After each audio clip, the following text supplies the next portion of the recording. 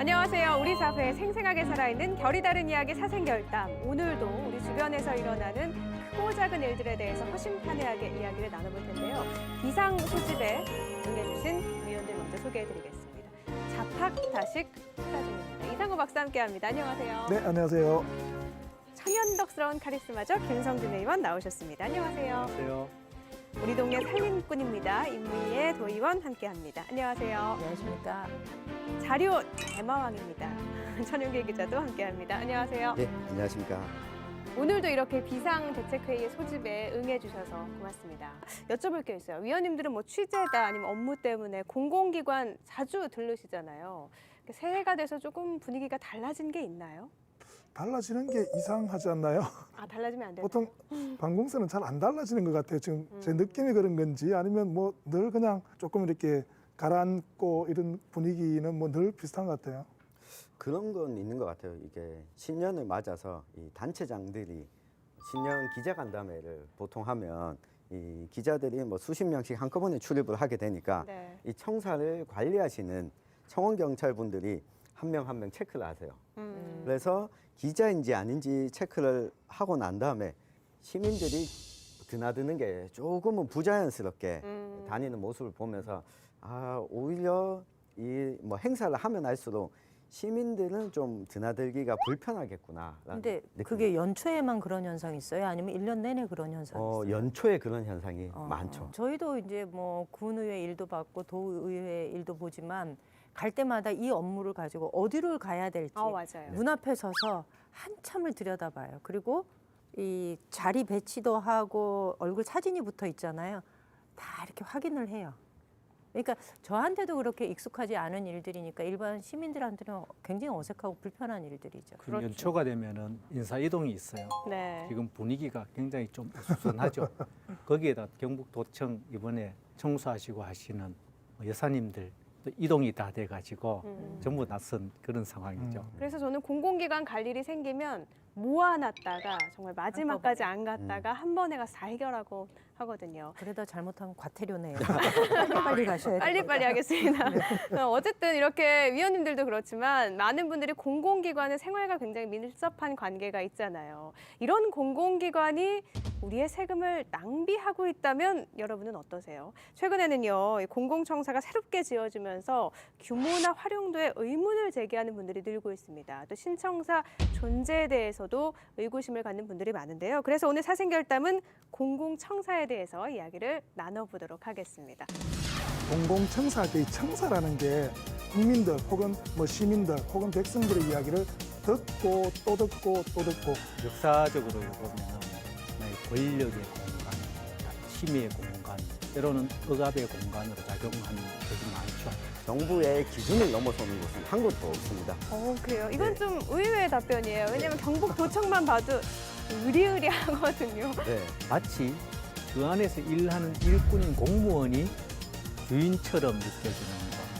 33개의 중앙부처, 243개의 지방자치단체, 168개의 공공기관이 개방하는 15,600여 가지의 자원 정보를 제공해서 들어보면 엄청나네요. 많아 보이죠. 15,000개. 제가 근데 왜 이제 전 이용한 게 없죠? 그래서 제가 이게 좀 어이가 없는 거예요. 청사 그래서 숫자예요. 이게 진정한 공유 맞아? 이거 이미 많은 경우에 주민들은 하고 있는 것들이에요. 공공청사가 마이너스 철학을 가져가는 게 옳은지 플러스 철학을 가져가는 게 옳은지를 우리가 좀 고민해봐야 되는데 지금은 계속 플러스 철학인 게 이게. 네, 공공청사에 대한 사생결담. 먼저 이 위원님의 결담 먼저 들어볼까요? 보충기 필요하세요? 로 정했습니다.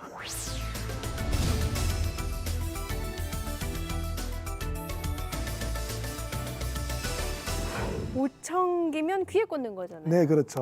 청사, 보청기, 예. 청 이건가요? 뭐 발음은 똑같은데요.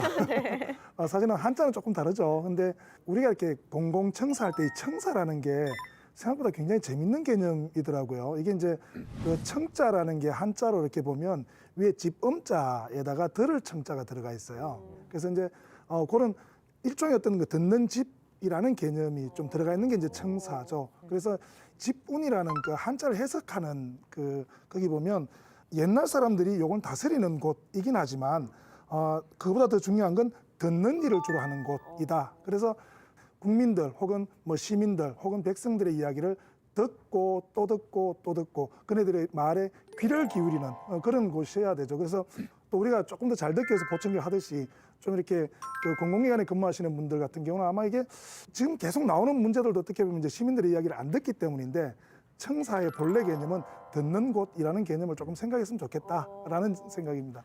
청사 얘기는 많이 했는데 이렇게 깊은 뜻이 있는 단어인지는 몰랐네요.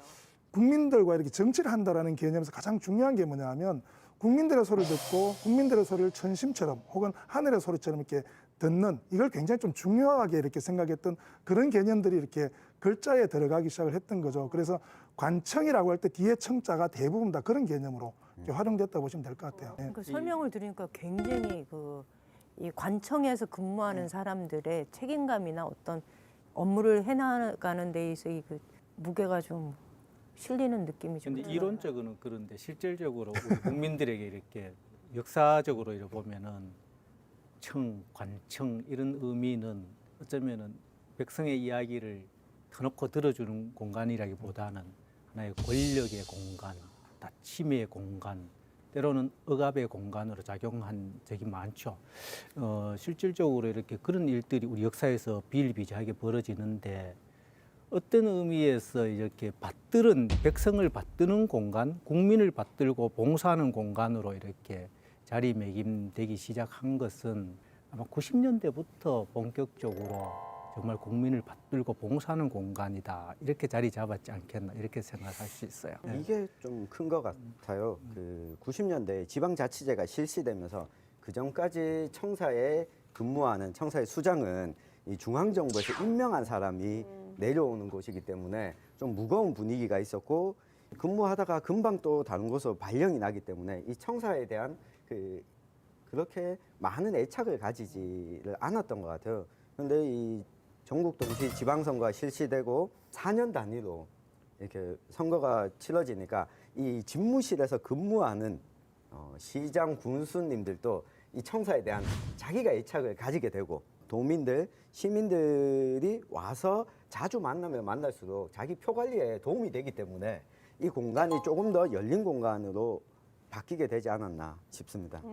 근데 사실 그럼에도 불구하고 우리의 어떤 그 전통적인 어떤 정치를 이렇게 보면 아무리 뭐 말씀하셨던 것처럼 사실은 개념과 현실은 늘 다를 수밖에 없죠. 근데 우리가 어떤 이상적으로 이렇게 추구했던 게 뭔가라는 것들은 다시 한번 꼭 좀 이렇게 새겨볼 필요가 있고요. 서양 같은 경우는 그 하나의 그 공공청사가 권력의 상징으로 이렇게 활용되었잖아요. 그러다 보니까 권력이 있는 사람들의 어떤 그 숨어 들어가는 공간이었고 그러다 보니까 백성들이 자기 소리를 낼 수 있는 공간을 주로 광장 문화로 이렇게 자꾸 만들어 왔단 말이에요. 근데 조선 같은 경우는 어떻게 보면 그런 것들을 사실은 이제 청사를 통해서 좀 만들려고 노력하고 또 그래야 된다고 생각했던 그런 어떤 그 이념들이 청사를 중심으로 혹은 집을 중심으로 해서 이렇게 사람들이 논의하고 이야기를 만들어가는 구조를 조금 만들어 왔는 거 아닌가. 그리고 그런 것들이 조금의 어떤 그 차이들을 지금까지 만들어 온 거 아닌가라는 생각들은 좀 하게 돼요.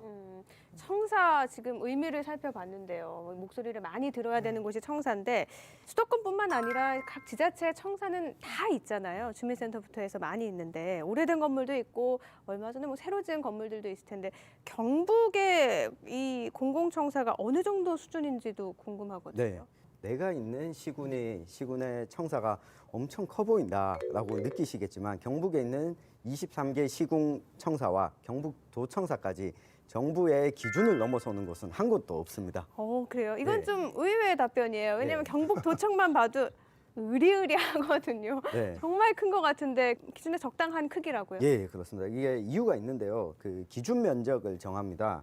이 면적을 정하는 기준이 지방자치단체의 본청, 그리고 의회의 청사, 지방자치단체장의 집무실 요 세 가지만 포함을 하고 있습니다. 가령 이 경북도청에 있는 주차장, 주차시설 등은 다 포함이 되지 않고요. 또 도서관, 이 전시실, 공연장, 북카페 등도 다 면적에서 빠지게 됩니다. 그래서 이 청사에 들어가서 1층에 뭐 전시 공간이 있게 되면 이 부분은 또 기준 면적에 포함이 안 되는 거죠.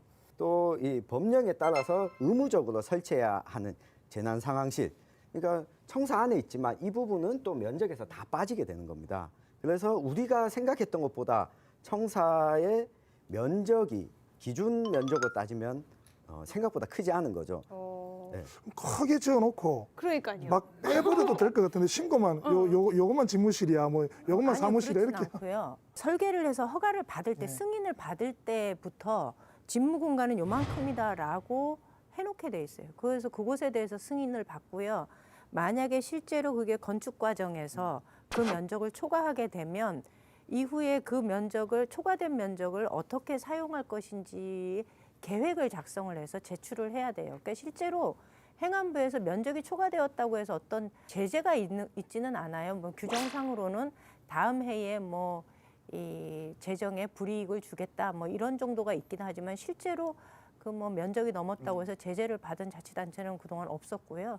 건설 비용 그다음에 면적까지 행안부의 승인을 받도록 되어 있으니까 그렇지는 않은 거죠. 그러니까 이게 세금으로 다 지어지는 거잖아요. 청사는 네. 오롯이 세금이 투입되는 예. 건데 엄청나게 크게 지었어도 네. 법의 테두리 안에만 잘 맞추면 되는 거고 이걸 넘어도 제재를 안 받는 이제 거예요. 쉽게 이야기하면 청사에 근무하는 직원들의 일상적인 사무 공간을 청사의 기준으로 이렇게 잡고 있다 이렇게 아마 이해를 하는 네, 게 편할 것 그러니까 같아요. 거기에 뭐 직원들의 네. 헬스 공간, 네. 그다음에 직장 어린이집, 뭐 아까 얘기하신 뭐 전시실, 북카페, 그다음에 일반 시민들이 왔다 갔다 하면서 회의할 수 있는 공간, 뭐 이런 것들은 다 빠지는 거죠.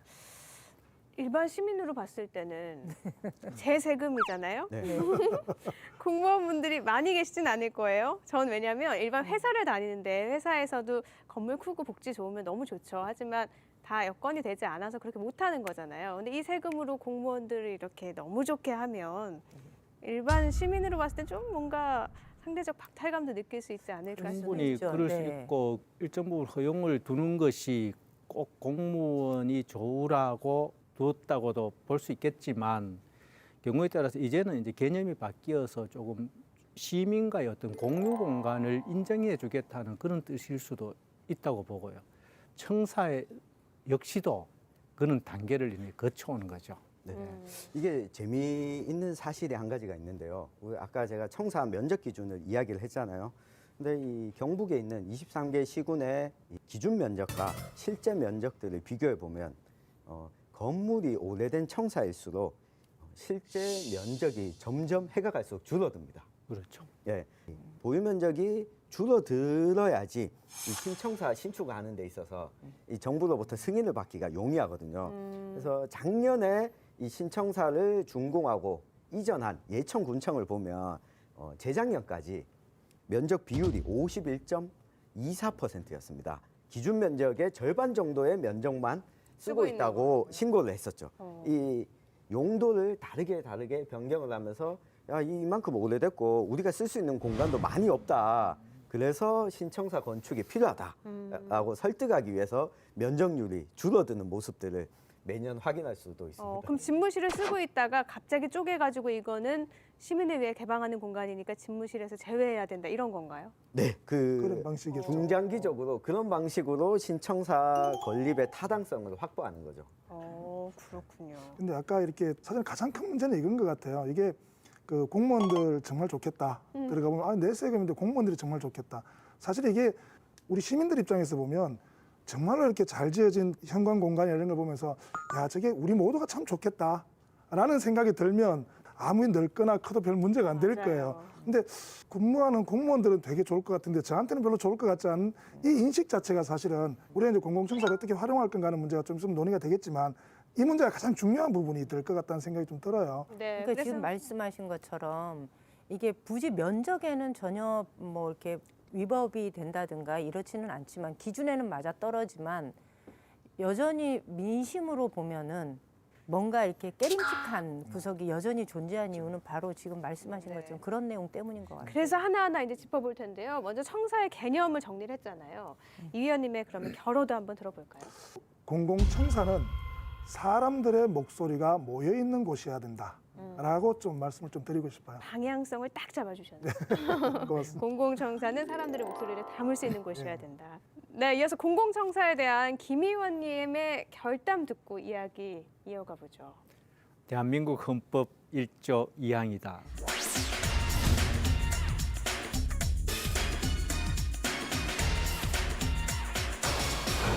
대한민국 헌법 1조 2항이다. 이게 모든 주권은 국민에게 있고 모든 권력은 국민에게서 나온다 이거잖아요. 네. 영화 제목 같기도 한데 이게 공공청사랑 무슨 의미가 있는 거죠? 공공청사라는 것은 큰 의미로 보면은 이 주인이 누구냐?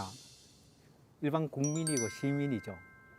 그 안에 들어가서 일하는 사람들은 공무원이고 한편으로 보면 국민의 일꾼들이죠. 근데 이것이 이제 뒤바뀌어서 마치 그 안에서 일하는 일꾼인 공무원이 주인처럼 느껴지는 것. 이건 잘못되었다.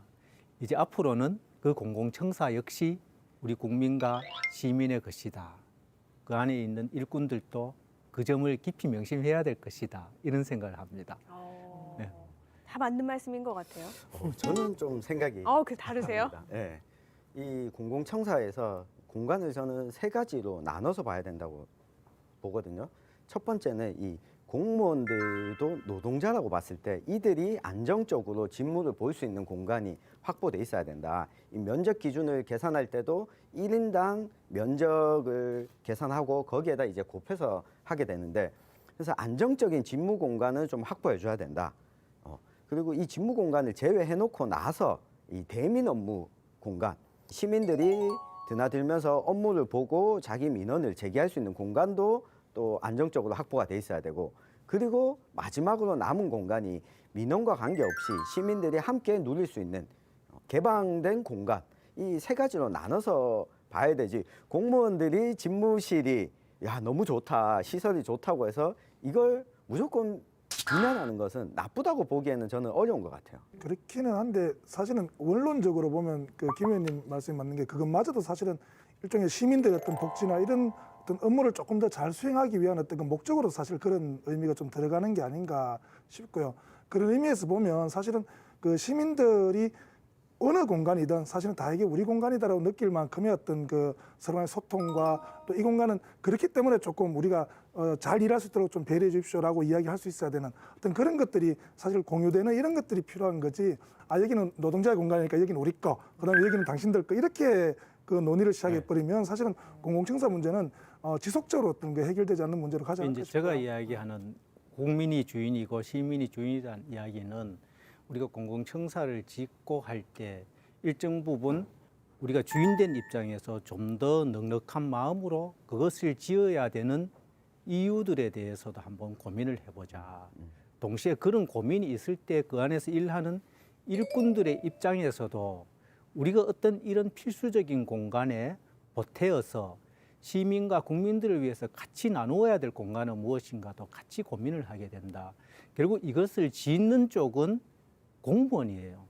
우리가 주인이지만 공무원들이 어떻게 짓느냐에 따라서 이게 주인이 이용할 수도 있고 이용하기 힘든 공간도 될 수 있으니까 좀 더 큰 의미로 정말 주인된 입장에서 한번 봐보자 이런 생각입니다. 네. 저도 거기에는 이 김 의원님 말씀에 공감을 합니다. 그런데 다만 이 우려가 있거든요. 실제 주민들로부터 시민들과 마주치면서 노출된 공무원들은 말단 공무원들이에요. 근데 공공청사를 짓고 결정하고 이 설계하는 사람들은 다 고위급 공무원들이 결정을 하거든요. 그래서 한편으로는 시민들에게도 불편하지만 이 말단 하위급 공무원들이 좀 편하게 일하고 시민들과도 좀 편안하게 만날 수 있는 공간으로 구성을 해줘야 되는데, 이 고위급 공무원들이 편안하고 겉으로 보이기에 좋은 공간으로만 생각하는 것 같은 부분을 좀 우려를 한 거죠. 근데 네. 저는 네. 이런 면이 있는 것 같아요. 공무원에 대한 시민들의 인식이 좀 많이 바뀌는 것 같아요. 옛날에는 공무원 하면 그 국민의 공복이라는 개념으로 썼기 때문에 이 공공청사의 문제에 있어서도 저 공간은 일은 너희들이 하지만 이것은 곧 시민들이 세금을 내서 운영하는 공간이다라는 개념으로 가지고 있었는데, 요즘 실제로 많은 공무원들은 국민들의 공복이다라는 개념이라기보다는 하나의 전문성을 가진 직업으로 바라보는 사람들이 많거든요.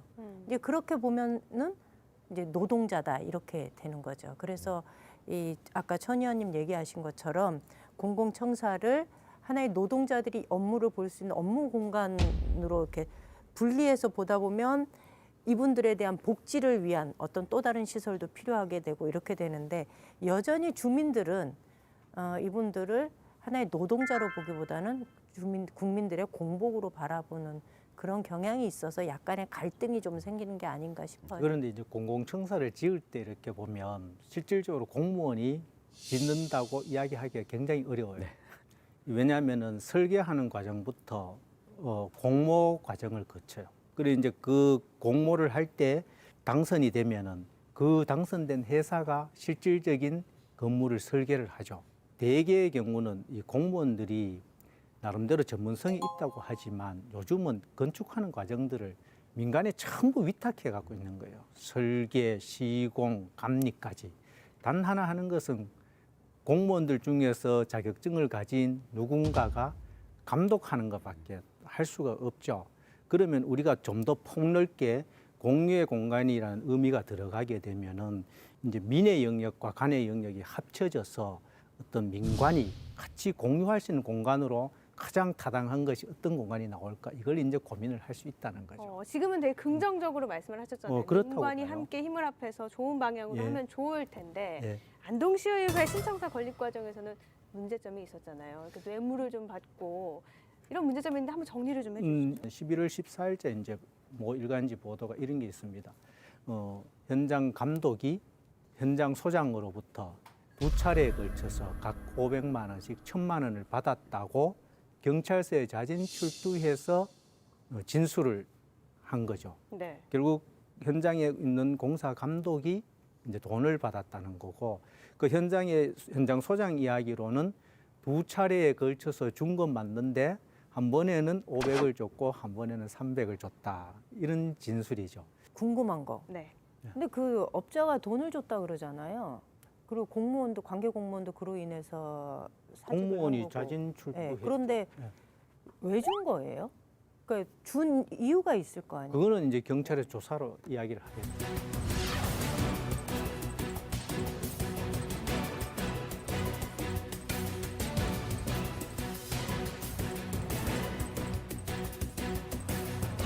확실한 결과는 결국 이제 뭐 경찰 수사가 나와야 알지 않겠나 이렇게 말씀들 근데 이제 하시더라고요. 설계 변경의 과정도 이제 설계 변경을 감독 공무원이 일방적으로 해줄 수가 없어요.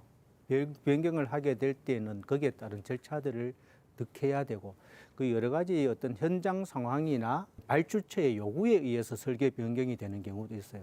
그 이제 설계 변경된 내용 중에 가장 큰 금액이 의회의 음향 통신 부분이에요. 그것이 아마 한 7, 8억 이상 증액되는 것이 되는데 왜냐하면은 이 그전에 이제 설계에는 몇 방식으로 적용이 돼 있고 의회에서 이제 여러 가지 논의를 거쳐서 좀 더 미래를 보고 하자. 그래서 아마 경상북도 의회가 가지고 있는 그런 시스템을 적용해서 이렇게 하게 됨으로써 일정 부분 증액이 되고 거기에 따라 현장 여건이 집안 여건 관계로 파일을 더 박아야 되는 그런 과정에서 증액되고 이런 게 있는데 아마 이 설계 변경을 할 때는 그 해당 위원회를 다 거쳐야 된다고 봐요. 네. 근데 지금 말씀하신 대로 설계 변경은 그러니까 정해진 절차를 거쳐야 되는 건 맞지만 그 과정에서 설계 변경을 그 가능토록 해주는데 결정적인 역할을 해주는 공무원은 있거든요. 저는 분명히 이게 뇌물이 오고 갔다고 하면 뭐 나중에 수사 결과는 나와봐야 되겠지만 말씀하신 것처럼 설계 변경 과정에서 이것이 가능토록 해달라라는 이유로 뇌물이 오고 가는 경우가 굉장히 많거든요. 그러니까 그것은 단적인 예로 수사 중인 의성에도 그런 일이 수사 있었거든요. 중인 일이어서 여기서 어떤 뭐 결론을 내리고 누가 답을 하기는 어려운 네, 문제. 네. 네. 경북이 물론 다른 데보다 크잖아요. 지금 네. 이렇게 넓은 건 알겠지만 인구는 그거에 비해서 많지 않잖아요. 그런데 최근 지어진 경북도청사는 전국에서도 손꼽힐 네. 규모예요. 뭐 법적으로는 아까 말씀하신 것처럼 넘지 않았다고는 하나 그래도 어느 정도 수준이고 네. 이게 과연 이렇게까지 컸어도 커야 됐나 이런 의문은 남거든요. 네, 이게 아마 실제 면적과 들어간 건립 비용을 비교해 보면 경북도청이 그렇게 막 어마어마한 비용을 더 들였거나 부지가 엄청나게 넓지는 않습니다. 이 경북도청 건립비가 3,875억이 들었고 부지가 24만 5천 제곱미터거든요. 이렇게 하면 잘 안 네, 와닿아요. 서울에 있는 여의도보다 큽니다. 그거 엄청 큰 거 아닌가요? 그런데 이게 충남도청이 2013년에 준공을 했는데 사업비가 3,270억이었고 부지가 14만 제곱미터였습니다. 이 경북도청 부지의 한 3분의 2 정도 수준이었는데 건립 비용은 크게 많이 차이가 안 났죠. 그리고 2005년에 경북도청보다 10년 전에 신축한 전남도청이 사업비가 2,151억 원이 들었고요. 부지가 거의 비슷합니다. 23만 제곱미터 정도. 그러니까 물가 상승률이나 이런 걸 따져봤을 때 경북도청의 비용이 어마어마하게 들어갔다라고 보기는 좀 어렵다. 예. 근데 이 기준이요. 지금 예. 계속 몇 천억 아, 하시니까 예. 이게 얼마 안 많은 것 같은데 음. 엄청난 액수잖아요. 1,000억을 어떻게 접하겠어요. 일반 국민들이. 네. 안 많다고는 하지만 많은 비용이죠. 기준 자체가 너무 높게 된 것 같아요. 난 네. 말씀하신 건 충북도청, 뭐 전남도청 많이 들어간 거죠. 많이 들어갔지만 그거에 비해서 경북도청이 안 들어간 거지 경북도청이 안 들어간 건 아니잖아요. 네, 맞습니다. 그 부분을 지적해 주셨는데요. 이게 비용이 커진 것도 디자인과 이 건축에 있어서 좀 궁궐 모양을 본다고 여기에 공을 들인 것이 그 시민들에게 한편으로는 관광지로 오는 분들도 있지만 이 도청을 자주 찾지 않는 시민들에게는 저렇게 돈을 낭비할 필요가 있느냐라고 좀 비춰지게 된 게 아닐까 싶습니다. 유지 관리비만 한 해에 뭐 60억 원 정도가 든다고 네, 하니까 맞습니다. 세금 먹는 하마 이런 오명이 붙을 수밖에 없을 것 같긴 해요. 네, 그럼 이쯤에서 김 의원님의 결호도 들어보죠. 청사라는 것은 어떻게 지었느냐도 중요하지만 거기에서 일하는 공무원들이 어떤 자세로 일을 하느냐 하는 것도 중요하다.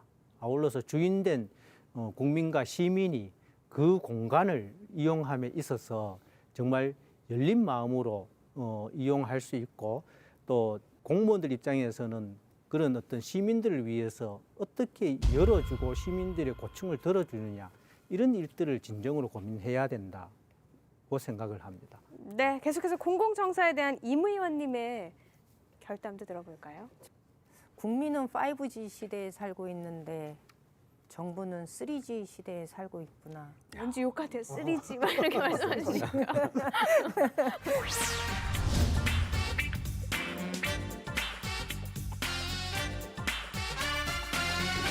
2G, 3G, 4G, 5G 이렇게 얘기를 할 때 그 G라는 단어가 제너레이션의 약자잖아요. 그러니까 2G에는 음성과 문자가 왔다 갔다 하던 시대.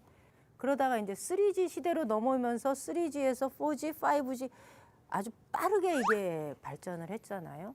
그래서 지금 국민들은 사실 우버 택시 얘기 나오고 카카오 택시 나오고 이게 국민들의 의식은 이미 빠른 속도로 공유 경제로 가고 있는데 이제서야 공공기관에 대한 공공건축에 대해서 이제 국민과 함께 이것을 사용해 보겠다라고 이야기를 꺼내니 국민은 5G 시대 살지만 정부는 여전히 늦어도 너무 늦다라는 아쉬움이 있는 거죠.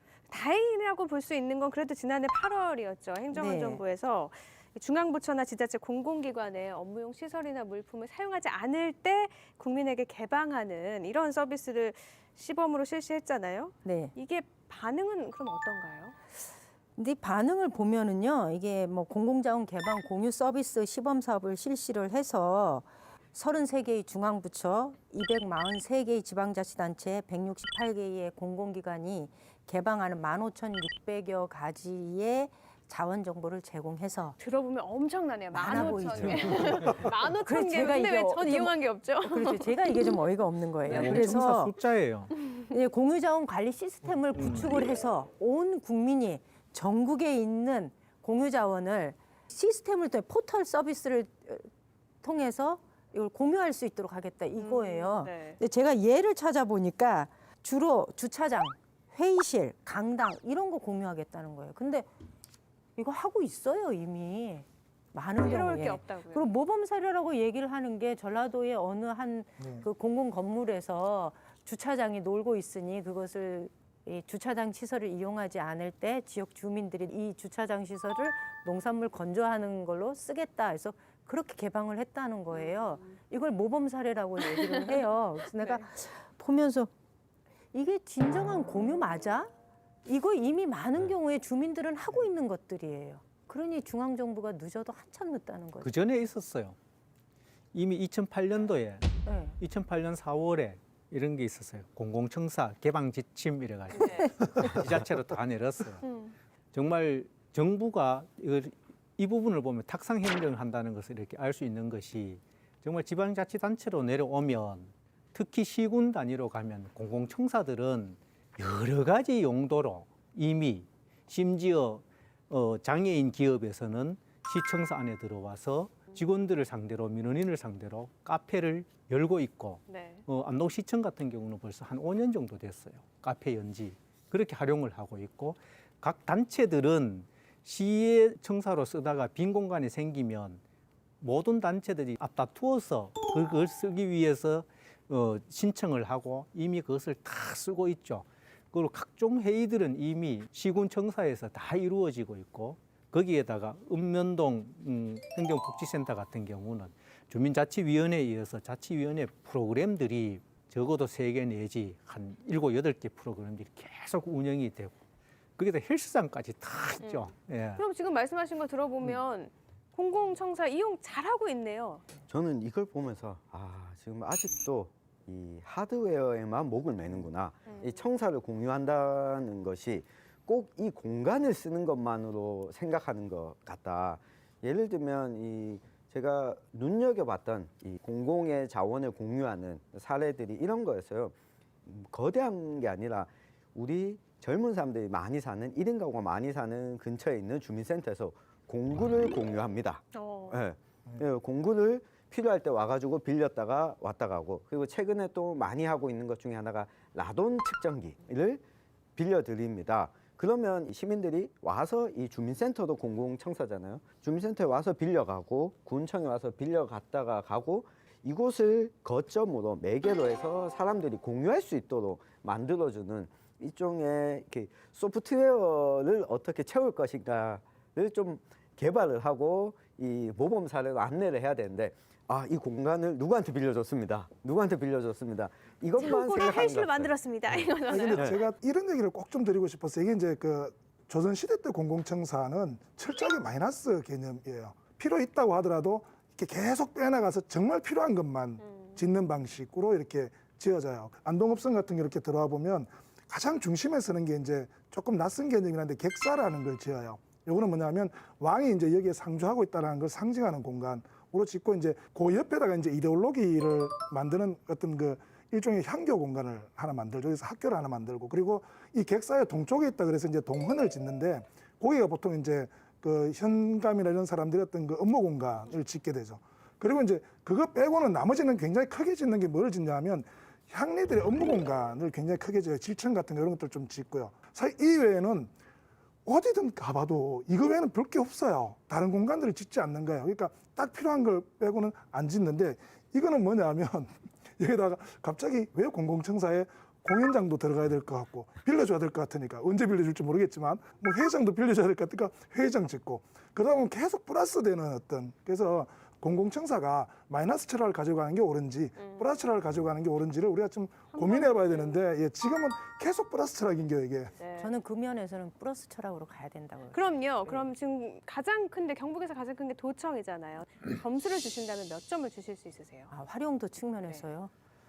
글쎄 제가 한 6개월 동안 지켜본 바에 의하면은 결국은- 한 40점도 안 주지 싶어요. 결국은 시청도 많이 멀리 있는 것이 문제라고 보죠. 위치가. 제가 봤을 때.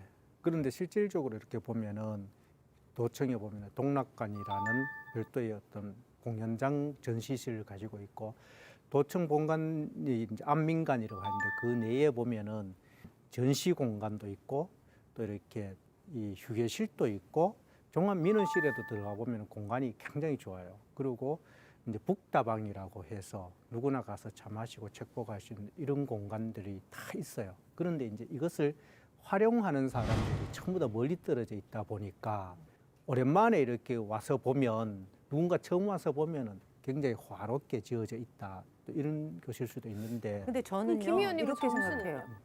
저는 도청하고 일반 그 시군의 청사하고는 약간 좀 다르다라고 생각을 하거든요. 도청은 저는 철저하게 직무 공간으로 가야 된다고 생각해요.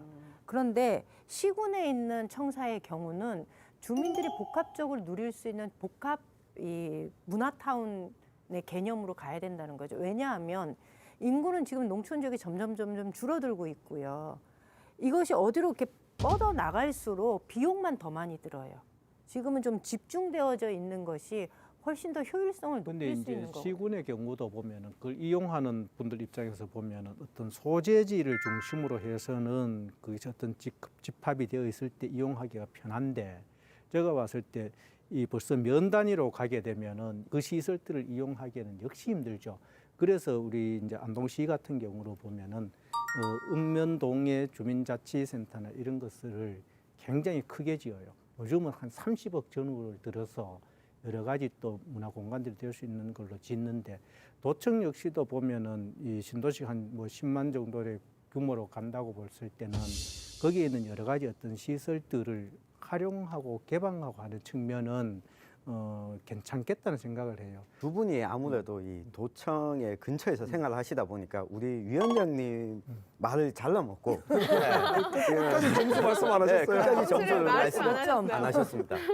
제가 봤을 때는 이 점수를 조금 후하게 주고 싶어요. 거기에 있는 이 연못이라든가 천연숲 이런 여러 가지 시설들을 다만 활용하지 못한다는 면에서 안타까울 뿐인데 도의 입장에서 보면 이것을 다 개방하고 있다는 생각을 하죠. 그래서 최소한 7, 80점은 주는 것이 맞겠다 이런 생각을 해요. 80. 개방에는 점수를 주지만 개방을 해도 이용할 사람이 별로 없으면 그거는 현재로서는 어쩔 수 없는 저는 상황이에요. 한 20점을 주고 싶은데요. 내가 그래 중간이네 40점. 도의원들이 과연 직무를 보고 가서 이 자료를 받고 오가고 하는 데 있어서 이게 과연 효율적인 공간인가? 직무의 공간이라는 측면에서 참 비효율적으로 지었다. 그리고 1층을 드넓게 이렇게 하는 것은 좋은데 위에 올라가면 올라갈수록 이곳에도 곳곳에 층층마다 휴게실을 만들어 놓고 직무 공간들이 붙어 있어야 되는데 떨어져 있게 분산돼 있죠. 그리고 도의회와는 훨씬 더 많이 떨어져 있고 마치 차단된 것처럼 저 같은 경우에도 출입카드를 받기 전까지는 의회에서 도청으로 갈 때 시간이 지나면 어느 날은 차단돼 있고 어느 날은 열려 있고 그러면 정문으로 다시 돌아서 가야 되는 이게 취재하는 제 입장에서도 어느 정도 위치를 알고 있는데도 불편한데 이 도민들이 민원을 보러 와서는 얼마나 더 불편할까. 네. 제가 네. 도청에 가가지고 이 건물만 들어오면 길을 잃어버리네. 이 소리를 한두 번 한 게 아니에요. 내가 네. 길치도 아닌데 그 그런 건물만 들어가면 길을 어떤 잃어버려. 지금 현재 구조상의 배치상의 문제와 이제 도가 갖고 있는 여러 도청이 갖고 있는 시설들을 개방하는 문제는 한편으로 별개의 것일 수 있죠. 예. 그래서 그렇게 직무 볼수 있죠. 공간이라는 측면에서 봤을 때는 아주 낮은 점수를 주고 그게요. 저 건축하시는 분들이 보면요. 아, 이게 철학적으로는 이렇고요. 그다음에 뭐 배산임수가 어떻고, 그다음에 여기는 제가 어떤 철학을 구현하려고 했고요. 근데 끝까지 안 나오는 게 뭐냐면 여기는 어떤 공간이기 때문에 직무 공간은 이렇게 넣을 거고요. 이렇게 안 나오는 거예요. 그래서 아마 그 도청도 누가 설계하시면서 철학을 중심으로 설계하지 않았을까라는 생각이 좀 들어요. 의미 부여를 많이 해서. 이쯤에서 임 의원님의 결어 들어볼까요? 정부가 공공건축물에 대해서 공유라는 개념을 작년에 처음 사용했습니다. 공유라는 말을 할 때는 주인이 국민이다라는 것을 전제로 하고 있다는 거죠. 저는 행정안전부가 그런 지침을 내렸을 때 이제야말로 공공청사에 대한 진정한 주인이 국민이구나라는 걸 인식하는 것을 스스로 드러냈다. 이렇게 생각합니다. 네. 위에서 지침을 내릴 게 아니라 도민들의 이렇게 이야기를 듣고 시민들의 이야기를 듣고 활용 방안을 고민을 같이 했으면 어땠을까 하는 근데 아쉬움이 중요한 좀 거는 지침 이전에 다 하고 있어요. 이제 행안부가 바뀐 거죠, 좀. 네. 마지막으로 공공청사에 대한 천 의원님의 결정도 네. 들어볼까요? 5성급 호텔보단 민박집이 좋다.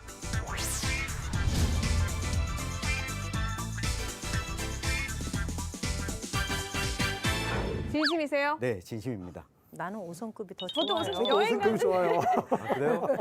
저는 5성급 호텔보다는 이 민박집이 드나들기도 편안하고 쉽게 접근할 수 있기 때문에 5성급 호텔에 들어가면 왠지 옷도 갖춰 입어야 될 것 같고 양복을 입어야 될 것 같고 처음에 문을 열고 들어설 때부터 이 청원 경찰들이 막고 있고 이것이 아니라 민박집 드나들듯이 마당에 찾아가서 민박하러 왔습니다라고 이야기 꺼내면 내가 직접 눈으로 볼 수 있고 이야기를 할 수 있는 공간이면 좋겠다. 묘한 설득력이 있어요. 지금 들어보니까 5성급 그래도- 호텔보다 네. 5성급을 많이 안 가보셔서 아마 부담스러우실 거고. 그런 걸 안 가는 느끼게 하는 게 5성급 호텔이 아닐까. 5성급은 대접받는 느낌이에요. 네. 네. 천 의원님께서 하시는 말씀 중에는 현실적인 부분도 있고 우리 서두에서 이야기한 것처럼 관청에 대한 우리들의 어떤 정서도 가지고 있다는 네, 거예요. 맞습니다. 지금은 어쩌면은 모든 청사에 들어가면은 청원 경찰이 있는 건 맞는데 이분들은 만일의 사태에 대비도 하지만 동시에 오는 분들을 안내하고 하는 역할까지 하거든요. 그런데 우리들 국민들 정서 속에 그런 분들이 서 있는 자체로 부담이 된다는 거죠. 그래서 제복에 대한 두려움들이 다 있습니다. 네. 아직까지. 그러니까 제가 해주신 거 아니죠? 아니 그렇지만 민박집이 더 낫다고 하는 것은 이런 부분도 있어요. 우리가 5성급 호텔을 자주 가진 않잖아요. 멀리 떨어져 있고. 그러니까 공공기관, 공공청사 가운데 청와대는 가끔 한 번씩 구경 가면 되죠. 그런데 내 옆에 있는 면사무소 그리고 군청이 문턱이 높다면 이게 과연 옳은 일인가? 앞서서 이 위원님께서 이야기하신 것처럼 광역자치단체 청사로 가면 갈수록 저는 마이너스 철학이 필요하다고 보고 기초단체의 경우에는 이 플러스의 철학이 필요하다. 그렇게 그리고 면사무소, 읍사무소 단위에는 청사는 공간은 그렇게 중요하지 않다. 사람이 드나들 수 있고 사람이 충분한 정도의 이 공무원들이 일할 수 있는 정도면 된다. 이렇게 층위에 따라서 철학을 조금 달리해서 할 필요가 있다. 사실 우리가 이제 풍수지리를 얘기할 때 보면 뭐 여러 가지 음택, 뭐 양택, 또 길지, 뭐 험지 이런 얘기를 하는데 가장 안 좋은 땅은 사실은 사람이 살 수 없거나 살지 않는 곳이에요. 그래서 어떻게 보면 지금 비어 있는 집들이 가장 안 좋은 곳이라고 얘기할 수 있죠. 이게 아주 기초단체에서의 어떤 그 공공청사는 사람이 가능한 한 많이 오도록 만드는 이런 공간이 안 된다면 사실은 그거는 굉장히 청사로서는 특히 공공청사로서 아무 의미 없는 그런 공간이겠죠, 그게. 근데 저는 이참에 용어 수정을 좀 한번 해야 될 것 같아요. 용어 수정이요? 네.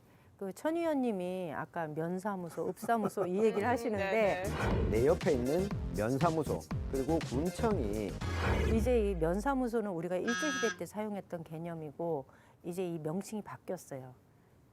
행정복지센터로 바뀌었기 때문에 네. 이걸 근데 진짜 모르시는 분들이 참 많이 네, 계세요. 그래서 이참에 용어 정리를 확실하게 하겠습니다.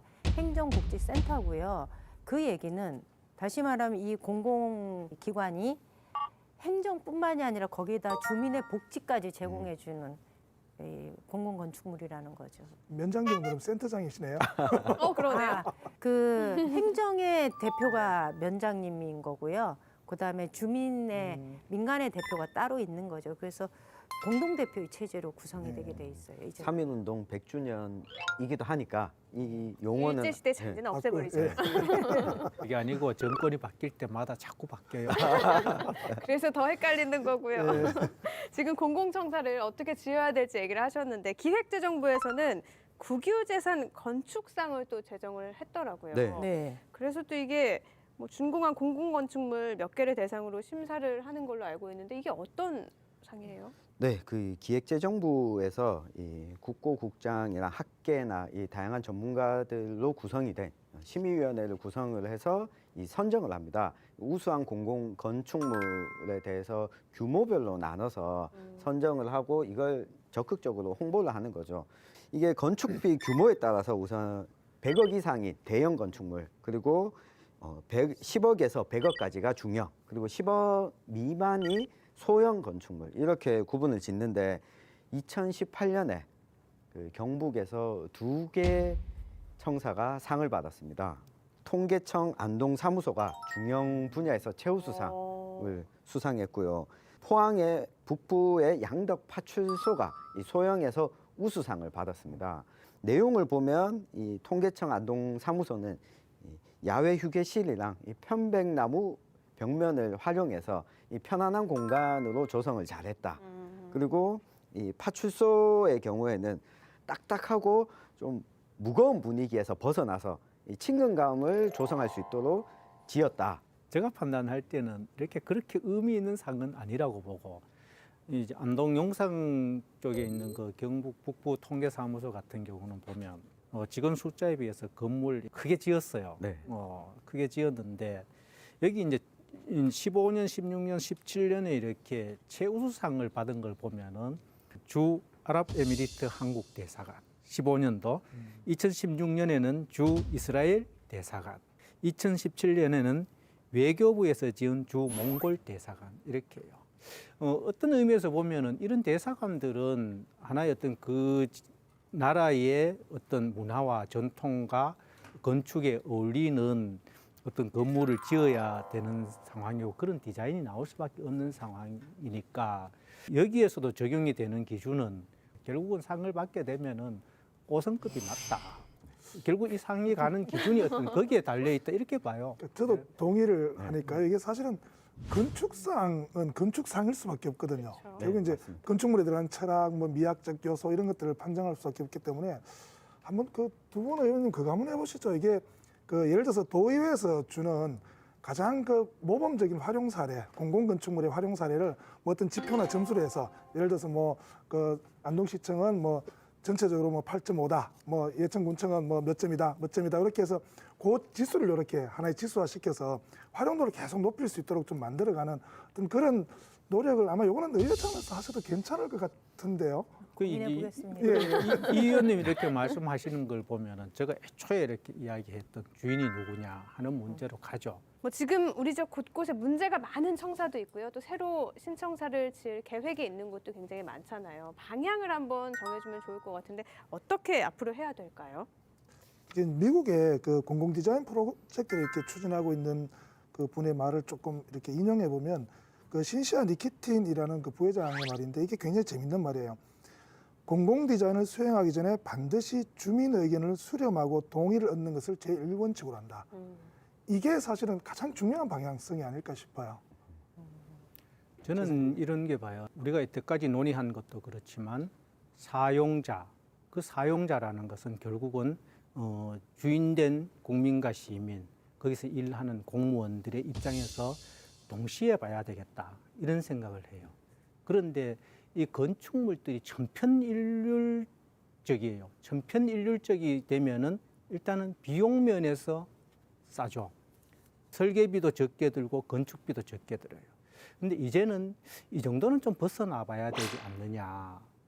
그럴 때도 역시 어떤 국민의 동의를 얻는 과정은 필요하다고 보고 동시에 이제는 건물도 인권 개념이 도입돼야 된다.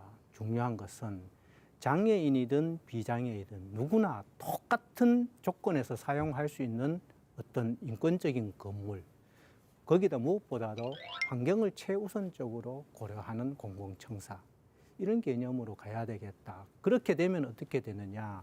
정말 우리들이 공동으로 사용하는데 얼마나 더 편리하고 깨끗하고 하냐를 우선적으로 봐야 된다. 이런 생각을 해요.